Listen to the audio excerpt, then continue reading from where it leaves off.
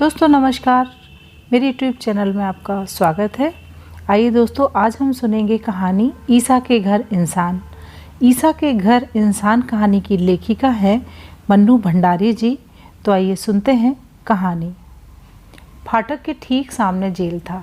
बरामदे में लेटी मिसेस शुक्ला की शून्य नज़रें जेल की ऊंची ऊंची दीवारों पर टिकी थीं। मैंने हाथ की किताबें कुर्सी पर पटकते हुए कहा, कहिए कैसी तबीयत रही आज? एक धीमी सी मुस्कुराहट उनके शुष्क अधरों पर फैल गई। बोली, ठीक ही रही, सरीन नहीं आई। मेरे दोनों पीरियड्स खाली थे, सो मैं चली आई। सरीन यह पीरियड लेकर आएगी।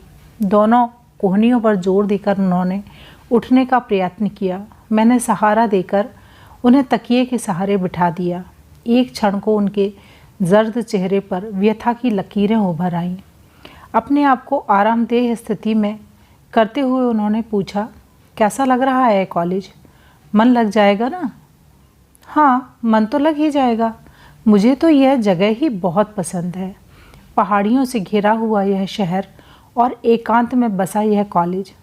जिधर नज़र दौड़ाओ हर तरफ हरा भरा दिखाई देता है। तभी मेरी नज़र सामने की जेल की दीवारों से टकरा गई। मैंने पूछा, पर एक बात समझ में नहीं आई, यह कॉलेज जेल के सामने क्यों बनाया? फाटक से निकलते ही जेल के दर्शन होते हैं तो लगता है सवेरे सवेरे मानो खाली घड़ा देख लिया हो। मन जाने कैसा कैसा हो उठता है। रूखे केशों की लटों को अपने शिथिल हाथों से पीछे करते हुए मिसेस शुक्ला की कांतिहीन आँखें जेल की ऊंची ऊंची दीवारों पर टिकीं। बोली, सरीन जब आई थी तो उसने भी यही बात पूछी थी। पता नहीं क्यों कॉलेज के लिए यह जगह चुनी गई। फिर उनकी खोई खोई दृष्टि दीवारों में जाने क्या खोजने लगी। पैरों को कुछ फैलाकर उन्होंने एक बार फिर अपनी स्थिति को ठीक किया और बोली, तुम लोग जब कॉलेज चली जाती हो तो मैं लेटी लेटी इन दीवारों को देखा करती हूँ। तब मन में लालसा उठती है कि काश ये दीवारें किसी तरह हट जाती या पारदर्शी ही हो जाती और मैं देख पाती उस पार क्या है। सवेरे शाम इन दीवारों को भेदकर आधी हुई कैदी की बेड़ियों की झनकार मेरे मन को मथती रहती है और अनायास ही मन उन कैदियों के जीवन की विचित्रा कल्पनाओं से भर जाया करता है। इस अनंत आकाश के नीचे और विशाल भूमि के ऊपर रहकर भी कितनी सीमित, कितना घुटा घुटा रहता होगा उनका जीवन। चांद और सितारों से सजी इस निहायत ही खूबसूरत दुनिया का सौंदर्य, परिवार वालों का स्नेह और प्यार, जिंदगी में मस्ती और बहारों के अरमान क्या इन्हीं दीवारों से टकराकर चूर चूर न हो जाया करते होंगे? इन सबसे वंचित कितना उबा देने वाला होता होगा इनका जीवन। ना आनंद, ना उल्लास, न रस। और एक गहरी निःश्वास छोड़कर वे फिर बोली, जाने क्या अपराध किए होंगे इन बेचारों ने और न जाने किन परिस्थितियों में वे अपराध किए होंगे कि यूं सब सुखों से वंचित जेल की सीलन भरी अंधेरी कोठरियों में जीवित रहने का नाटक करना पड़ रहा है। तभी दूध वाली के कर्कश स्वर ने मिसेस शुक्ला के भावना स्रोत को रोक दिया। मैं उठी और दूध का बर्तन लाकर दूध लिया। मिसेस शुक्ला बोली, अब चाय का पानी भी रख ही दो, सरीन आएगी तब तक उबल जाएगा। मैं पानी चढ़ाकर फिर अपनी कुर्सी पर आ बैठी। बोली, मदर ने आपको पूरी तरह आराम करने के लिए कहा है। आपकी जगह जिन्हें रखा गया है वे कल से काम पर आने लगेंगी। आज शाम को शायद मदर खुद आपको देखने आए। मदर यहाँ की बहुत अच्छी हैं रत्ना। जब मैं यहाँ आई थी तब जानती हो सारा स्टाफ नन्स का ही था। मेरे लिए तो यही समस्या थी कि इन नन्स के बीच में रहूंगी कैसे, पर मदर के स्वभाव ने आगा पीछा सोचने का अवसर ही नहीं दिया। बस यहाँ बांध कर ही रख लिया। फिर तो सरीन और मिश्रा भी आ गईं। मिश्रा गईं तो तुम आ गईं। मुझे तो सिस्टर एनी और सिस्टर जेन भी बड़ी अच्छी लगती हैं। हमेशा हंसती रहती हैं। कुछ भी पूछो तो इतने प्यार से समझाती हैं कि बस, बड़ी अफेक्शनेट हैं। हाँ, ये लूसी और मैरी जाने कैसी हैं। जब देखो चेहरे पर मुर्दनी छाई रहती है। न किसी से बोलती हैं न हंसती हैं। मिसेस शुक्ला ने पीछे से एक तकिया निकालकर गोद में रख लिया और दोनों कोहनियाँ उस पर गड़ाकर बोलीं, एनी और जैन तो अपनी इच्छा से ही सब कुछ छोड़ छाड़ कर नन बनी थी, पर इन बेचारियों ने ज़िंदगी में चर्च और कॉलेज के सिवाय कुछ देखा ही नहीं। कॉलेज में काम करती हैं, बस यही इनका जीवन है। अब तुम ही बताओ, कहाँ से आए मस्ती और शोखी। वाह, यह भी कोई बात हुई। सिस्टर जूली को ही लीजिए, वह भी उम्र में इन्हीं के बराबर होंगी, पर चहकती रहती हैं। बातें करेंगी तो ऐसी लच्छेदार कि तबीयत भड़क उठे, हंसेंगी तो ऐसे कि सारा स्टाफ रूम गूंज जाए। उसका तो अंग अंग जैसे थिरकता रहता है। वह अभी नई नई आई है यहाँ, थोड़े दिन रह लेने दो, फिर देखना वह भी लूसी और मेरी जैसी ही हो जाएगी। और एक गहरी सांस छोड़कर उन्होंने आंखें मूंद लीं। तभी सरीन हड़बड़ाती सी आई और बोली, गज़ब हो गया शुक्ला आज तो। अब जूली का पता नहीं क्या होगा। क्यों, क्या हुआ? सरीन की घबराहट से एकदम चौंक कर शुक्ला ने पूछा। जूली 4th ईयर का क्लास ले रही थी। कीट्स की कोई कविता समझाते समझाते जाने क्या हुआ कि उसने एक लड़की को बाहों में भरकर चूम लिया। सारी क्लास में हल्ला मच गया और 5 मिनट बीतते न बीतते बात सारे कॉलेज में फैल गई। मदर बड़ी नाराज़ भी हुई और चिंतित भी। जूली को इस समय चर्च भेज दिया और वे सीधे फादर के पास गईं। और फिर बड़े ही रहस्यात्मक ढंग से उन्होंने शुक्ला की ओर देखा। लगता है अब जूली के भी दिन पूरे हुए। बहुत ही निर्जीव स्वर में शुक्ला बोली, मुझे सारी बात ही बड़ी विचित्र लग रही थी। लड़की लड़की को किस कर ले, जूली के दिन पूरे हो गए। कैसे दिन? दोनों के चेहरों पर रहस्यमयी मुद्रा। मैं कुछ समझ नहीं पा रही थी। पूछा, फादर क्या करेंगे, कुछ सजा देंगे? मेरा मन जूली के भविष्य की आशंका से जाने कैसा कैसा हो उठा। अभी अभी तो रत्ना जूली की ही बात कर रही थी और अभी तुम यह खबर ले आई। सुनते हैं जूली पहले जिस मिशनरी में थी वहाँ भी इसने ऐसा ही कुछ किया था। तभी तो उसे यहाँ भेजा गया है कि फिर कभी कोई ऐसी वैसी हरकत करे तो फादर का जादू का डंडा घुमवा दिया जाए। और शुक्ला ने के पपड़ी पड़े शुष्क अधरों पर फीकी सी मुस्कुराहट फैल गई। जादू का डंडा? बताइए ना, क्या बात है? आप लोग तो जैसे पहेलियाँ बुझा रही हैं। बेताब होकर मैंने पूछा। अरे क्यों इतनी उत्सुक हो रही हो? थोड़े दिन यहाँ रहोगी तो सब समझ जाओगी। यहाँ के फादर एक अलौकिक पुरुष हैं, एकदम दिव्य। कोई कैसा भी पतित हो या किसी का मन ज़रा भी विकारग्रस्त हो, इनके संपर्क में आने से ही उसकी आत्मा की शुद्धि हो जाती है। दूर दूर तक बड़ा नाम है इन फादर का। बाहर की मिशनरी से कितने ही लोग आते हैं फादर के पास आत्मशुद्धि के लिए। चलिए, मैं नहीं मानती मन के विकार भी कोई ठोस चीज़ हैं कि फादर ने निकाल दिए और आत्मा शुद्ध हो गई। मैंने अविश्वास से कहा। कमरे से चाय के प्याले बनाकर लाती हुई सरीन से शुक्ला बोली, लो, इन्हें फादर की अलौकिक शक्ति पर विश्वास ही नहीं हो रहा है। इसमें अविश्वास की क्या बात है? हमारे देश में तो एक से एक पहुँचे हुए महात्मा हैं। तुमने कभी नहीं सुना ऐसी महान आत्माओं के बारे में? सुनने को तो बहुत कुछ सुना है, पर मैंने कभी विश्वास नहीं किया। अच्छा, अब जूली को देख लेना, अपने आप विश्वास हो जाएगा। लूसी, जो आज इतनी मनहूस लगती है, यहाँ आई थी तब क्या जूली से कम चपल थी? फिर देखो, फादर ने 3 दिन में ही उसका काया पलट कर दिया या नहीं? शुक्ला ने सरीन की ओर देखते हुए जैसे चुनौती के स्वर में पूछा। तभी डॉक्टर साहब आए, मिसेज शुक्ला को इंजेक्शन लगाया और पूछताछ करने लगे। सरीन मुझे गर्म पानी की थैली का पानी बदल देने का आदेश देकर नहाने चली गई। इंजेक्शन लगाने के बाद करीब घंटे भर तक शुक्ला की हालत बहुत ख़राब रहती थी। मैंने उन्हें गर्म पानी की थैली देकर आराम से लिटा दिया। उनके चेहरे पर पसीने की बूंदें छलक आई थीं। उन्हें पोंछ दिया। वे आंखें बंद करके चुपचाप लेट गईं। मन में अनेकानेक प्रश्न चक्कर काट रहे थे और रह रहकर जूली का हंसता चेहरा आंखों के सामने घूम रहा था। फादर उसके साथ क्या करेंगे, यह प्रश्न मेरे दिमाग को बुरी तरह मथ रहा था। मैंने दूर से फादर को देखा है। ऊपर से नीचे तक सफ़ेद लवादा पहने वह कभी कभी चर्च जाते हुए दिख जाया करते थे। इतनी दूर से चेहरा तो दिखाई नहीं देता था, पर चाल डाल से बड़ी भव्य मूर्ति लगते थे। मन श्रद्धा से भर उठे। ऐसे फादर में कौन सी शक्ति है जो आत्मा की शुद्धि कर देती है? यही बात मेरी समझ में नहीं आ रही थी। अगले दिन जूली नहीं आई। मैंने सिस्टर एनी से कुछ पूछना चाहा तो उन्होंने धीरे से अंगुली मुंह पर रखकर चुप रहने का आदेश कर दिया। मैंने देखा कि लूसी और मेरी इस घटना से काफ़ी संतुष्ट सी नज़र आ रही थी। कल से उनके खिजलाहट भरे चेहरों पर हल्के से संतोष की झलक नज़र आ रही थी। 2 दिन और इसी प्रकार बीत गए। तीसरे दिन मैं कुछ जल्दी ही कमरे से रवाना होने लगी तो सरीन ने पूछा, अरे अभी से चल दी? कुछ कॉपियाँ देखनी है, यहाँ लेकर नहीं आई। अब स्टाफ रूम में बैठकर ही देख लूँगी। आज नंबर देने ही हैं। और मैं चल पड़ी।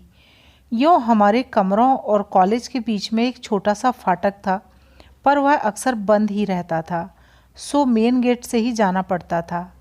जैसे ही मैं कॉलेज के फाटक में घुसी, मैंने देखा जूली चर्च का मैदान पार कर नीची नज़रें किए धीरे धीरे कॉलेज की तरफ आ रही है। एक बार इच्छा हुई कि दौड़कर उसके पास पहुंच जाऊं, पर जाने क्यों पैर बढ़े ही नहीं। मैं जहां की तहां खड़ी रही। वह मेरे पास आई, पर बिना आँख उठाए, बिना एक शब्द बोले, वैसे ही शिथिल चाल से गुजर गई। मैं अवाक सी उसका मुंह देखती रही। 2 दिन में ही क्या हो गया इस जूली को, मैं नहीं जानती। फादर ने उसके ऊपर जादू का डंडा घुमाया या उसे जंतर मंतर का पानी पिलाया, पर जूली हंसना भूल गई। इसकी सारी शोखी, सारी हंसी, सारी मस्ती जैसे किसी ने सोख ली हो। उस दिन किसी ने जूली से बात नहीं की। शायद मदर का ऐसा ही आदेश था। पर जूली के इस नए रूप ने मेरे मन में विचित्र सा भय भर दिया। लगता था जैसे जूली नहीं, उसकी जिंदा लाश घूम रही है। सिस्टर एनी ने इतना ज़रूर कहा कि फादर ने उसकी आत्मा को पवित्र कर दिया। उसकी आत्मा के विकार मिट गए, पर मुझे लगता था जैसे जूली की आत्मा ही मिट गई थी, मर गई थी। अपने कमरे पर आकर मैंने मिसेज शुक्ला को सारी बात बताई तो बिना किसी प्रकार का आश्चर्य प्रकट कर किए वे बोली, मैं तो पहले ही जानती थी। पता नहीं कैसी शक्ति है फादर के पास। रात में सोई तो बड़ी देर तक दिमाग में यही सब चक्कर काटता रहा। कभी लूसी और कभी मेरी की शक्लें आंखों के सामने घूम जाती। उन्हें देखकर लगता था मानो वे अपने से ही लड़ रही हैं, अपने को कुतर रही हैं, एक अजीब सी खिजलाहट के साथ, एक अजीब आक्रोश के साथ। कॉलेज की बड़ी लड़कियों को हंसी ठिठोली करते देख उनके दिलों से बराबर ही सर्द आहें निकल जाया करती थीं। उनके जवान दिलों में उमंगों और अरमानों की आंधियां नहीं मचलती थीं, और उनकी आंखों में वह कांति और चमक नहीं थी जो इस उम्र की खासियत होती है। ऐसा लगता था इनकी आंखें आंखें ना होकर 2 कब्र हैं, जिनमें उनके मासूम दिलों की सारी तमन्नाओं को, सारे अरमानों को मारकर सदा सदा के लिए दफना दिया गया हो। पहले ये भी जूली जैसी ही चंचल थीं, तो अब जूली भी हमेशा के लिए ऐसी ही हो जाएगी। और जूली का आज वाला रूप मेरी आंखों के सामने घूम जाता है। मैंने जोर से तकिए में अपना मुंह छिपा लिया और इन सारे विचारों को दिमाग से निकालकर सोने की कोशिश करने लगी। मैं नहीं जानती क्या हुआ, पर आँख खोली तो देखा मैं पसीने से तर थी और सांस जोर जोर से ऊपर नीचे हो रही थी। मिसेज शुक्ला मुझे पकड़े हुए थीं और बार बार पूछ रही थीं, क्या सपना देखकर डर गईं? एक बार तो भयभीत सी नज़रों से मैं चारों ओर देखती रही, फिर कमरे की परिचित चीज़ों और मिसेज शुक्ला को देखकर आश्वस्त सी हुई। क्या हो गया? क्यों चिल्लाई थी इतनी ज़ोर से? कोई सपना देखा था क्या? उन्होंने फिर पूछा। हाँ, मुझे ऐसा लगा कि एक बड़ी सी सफ़ेद चिड़िया आकर मुझे अपने पंजे में दबोच कर उड़े जा रही है और उसके पंजों के बीच मेरा दम घुटा जा रहा है। चलो, थी चिड़िया ही, चिड़ा तो नहीं था।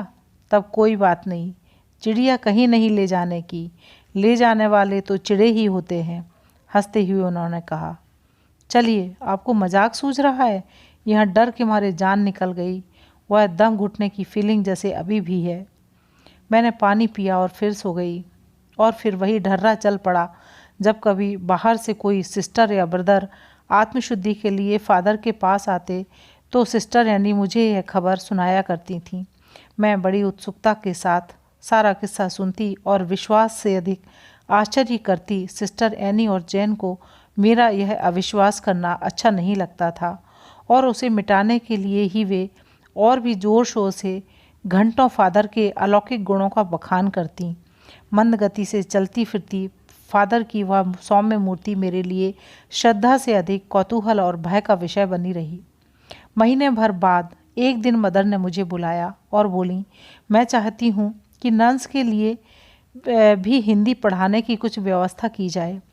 अब हिंदी जानना तो सबके लिए बहुत ज़रूरी हो उठा है, क्योंकि मीडियम भी हिंदी हो रहा है। नहीं तो सारा स्टाफ हमें दूसरा रखना होगा। क्यों?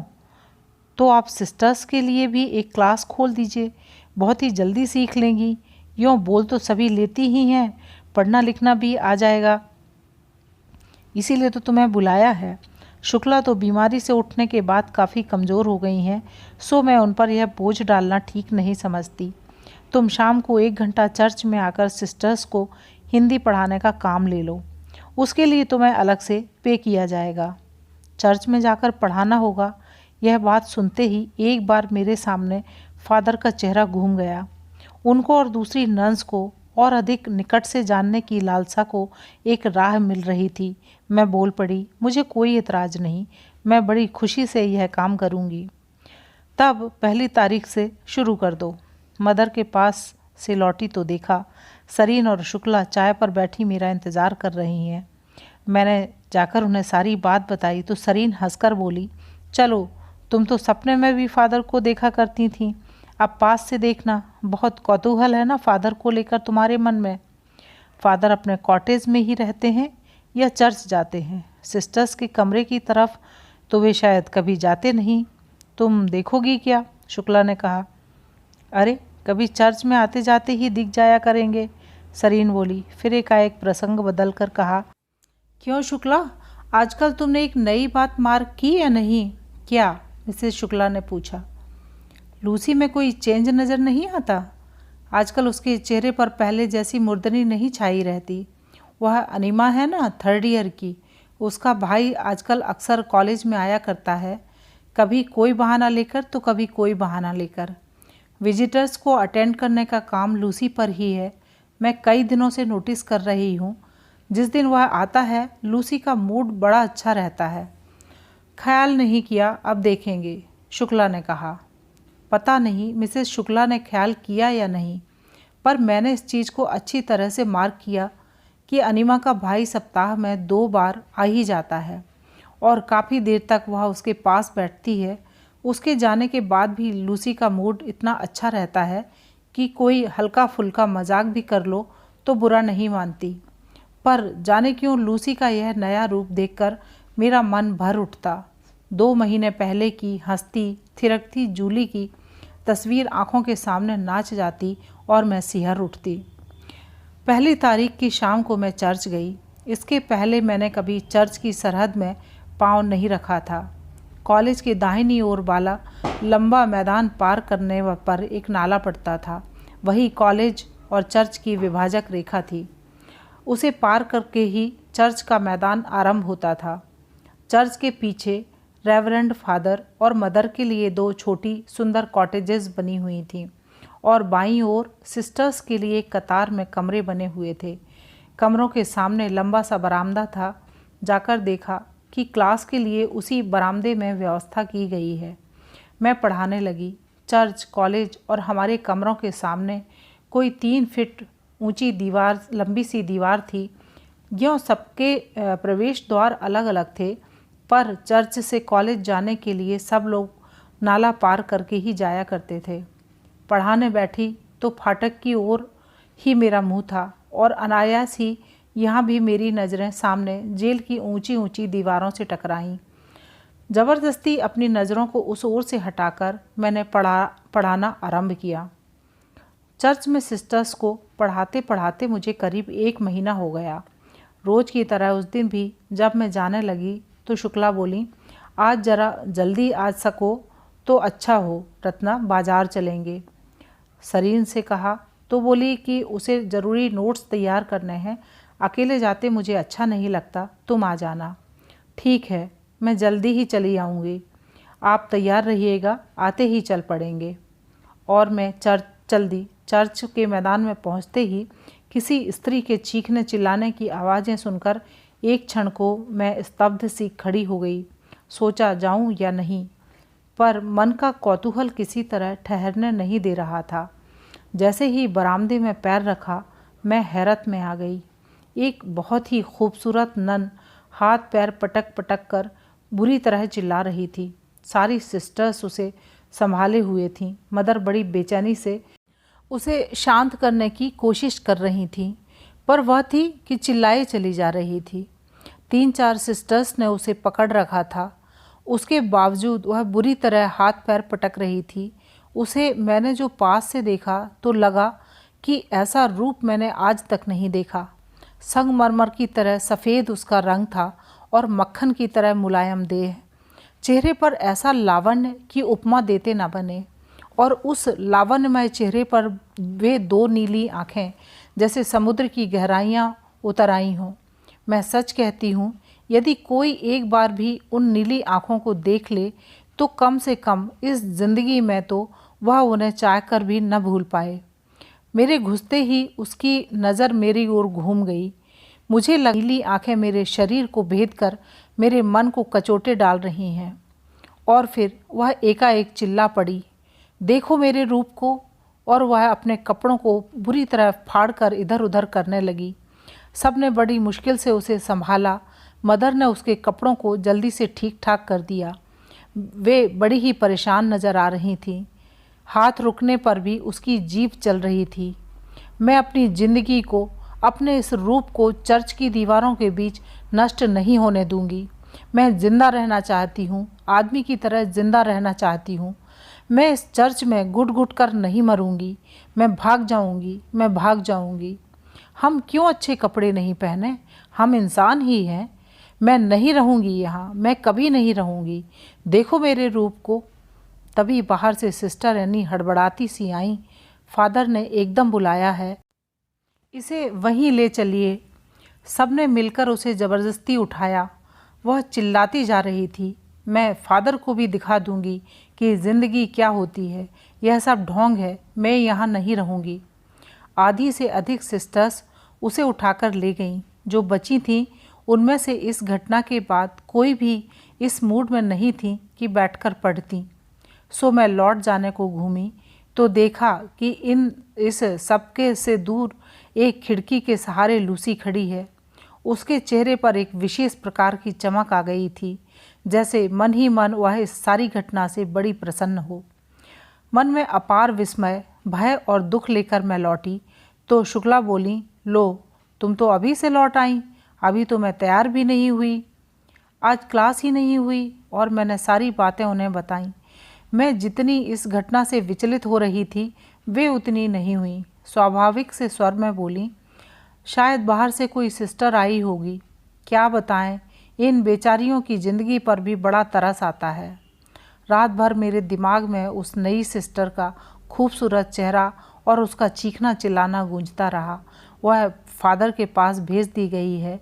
अब फादर उसका क्या करेंगे? शायद जूली की तरह उसके हृदय का यह बवंडर भी सदा सदा के लिए शांत हो जाएगा और फिर जिंदगी भर उसका यह चांद को लजाने वाला रूप चर्च की दीवारों के बीच ही घुट घुट कर नष्ट हो जाएगा और वह अपनी इस बर्बादी पर एक ठंडी सांस भी नहीं भर सकेगी। दूसरे दिन स्टाफ रूम में घुसते ही सबसे पहले मेरी नज़र लूसी पर पड़ी। बिना पूछे ही बड़े उत्साह से उसने मुझे कल की बात बताई। जानती हो, यह जो नई सिस्टर आई है इसका नाम एंजेला है। कहते हैं यह चर्च से भाग गई थी पर फिर पकड़ ली गई। इसके बाद पागलों जैसा व्यवहार करती थी, सो इसे फादर के पास भेज दिया। देखा कितनी खूबसूरत है। और एक सर्द सी आह उसके मुंह से निकल गई। अब क्या होगा? फादर आखिर करते क्या हैं? देखो क्या होता है, आज तो मदर भी नहीं आई। कल से वे फादर की कॉटेज पर ही हैं। सुनते हैं एंजेला काबू में नहीं आ रही है, उसका पागलपन वैसे ही जारी है। हम लोगों को भी उधर जाने की इजाज़त नहीं है। 2 दिन से कॉलेज के वातावरण, विशेषकर स्टाफ रूम में वातावरण में एक विचित्र प्रकार का तनाव आ गया।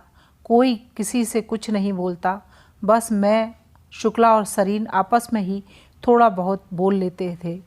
बाकी सारी सिस्टर्स तो ऐसे काम कर रही थी मानो मौन व्रत ले रखा हो, जैसे ऑपरेशन रूम में कोई बड़ा ऑपरेशन हो रहा हो और बाहर नर्सें व्यस्त, चिंतित सी, परेशान इधर उधर घूम रही हों। उनकी हर बात से ऐसा लग रहा था जैसे कह रही हों, चुप चुप, शोर मत करो, ऑपरेशन बिगड़ जाएगा। मदर थोड़ी देर के लिए कॉलेज आती और ज़रूरी काम करके चली जाती थीं। हाँ, लूसी मौका पाकर और एकांत देखकर चुपचाप यह खबर दे देती थी कि एंजेला किसी प्रकार शांत नहीं हो रही है। फादर सब कुछ करके हार गए। यह कहते समय लूसी का मन प्रसन्नता से भर उठता था, मानो फादर की नाकामयाबी पर उसे परम संतोष हो रहा हो। चौथे दिन सवेरे मैं और मिसेस शुक्ला घूमने निकले तो देखा सामने से एंजेला चली आ रही है।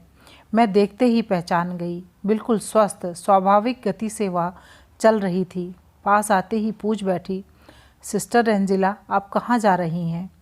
एक क्षण को एंजेला रुकी, मुझे पहचानने का प्रयास सा करती हुई बोली, मुझे कोई नहीं रोक सकता, जहाँ मेरा मन होगा मैं जाऊँगी। मैंने तुम्हारे फादर। फिर सहसा ओंठ चबाकर बात तोड़कर वह बोली, अब वे ऐसी फालतू की बातें नहीं करेंगे।